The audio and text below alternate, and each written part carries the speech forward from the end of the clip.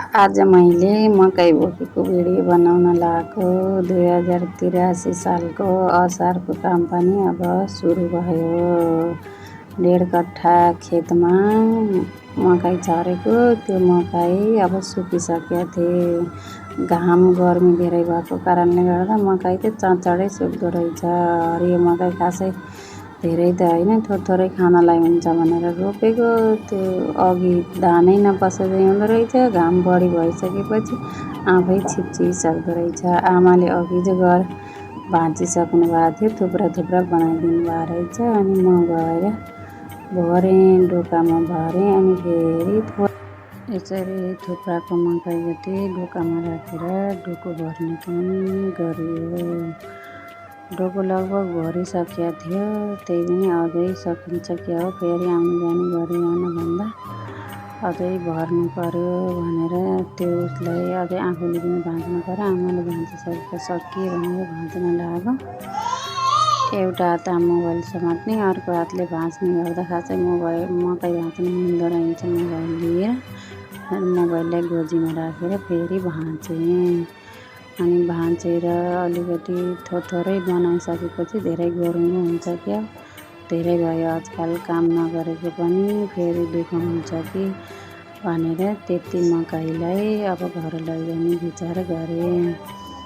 अनि अब यसरी पहिलेदेखि नै घाँस काट्ने, दाउरा बोक्ने गरिरहेको भएर खेतको आलीमा टपक्क राखेपछि आफै बोक्न सकिन्छ कि जस्तो लाग्यो।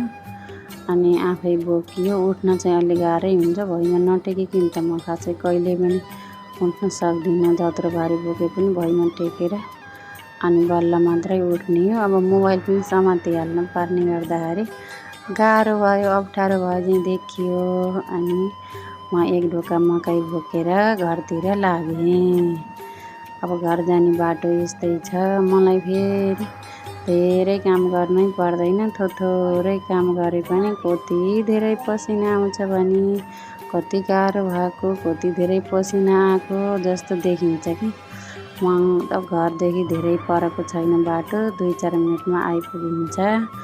अब म घर आइपुगेँ। घर आउँदा सेनकेटीले अब कहाँ जानु भयो भनेर बाहिरै बसेर खेलिरहेछ। अनि घर पछाडिपट्टि लगाएर मकै मैले फालेँ। त्यति मकै लिएर आइरहेछु एकचोटिको पालीमा। अनि फेरि म मकै लिनलाई गएँ। मकै लिन जाँदा सेनकेटीमा मम्मी जान्छु भनेर बाटाँगर बसिसके रहेछ। हात समात्छु भन्दा नि घरि दिन्छु, घरि मान्दिनँ। घरि हामी खेतमा पुगिसक्यौँ। आमाले मकै भाँचेर थुप्रा लगाइदिनु भएको रहेछ। त्यही थुप्राबाटै मैले मकै डोकामा राखेँ। अनि मकै डोकामा राखेर भर्दै गरेँ।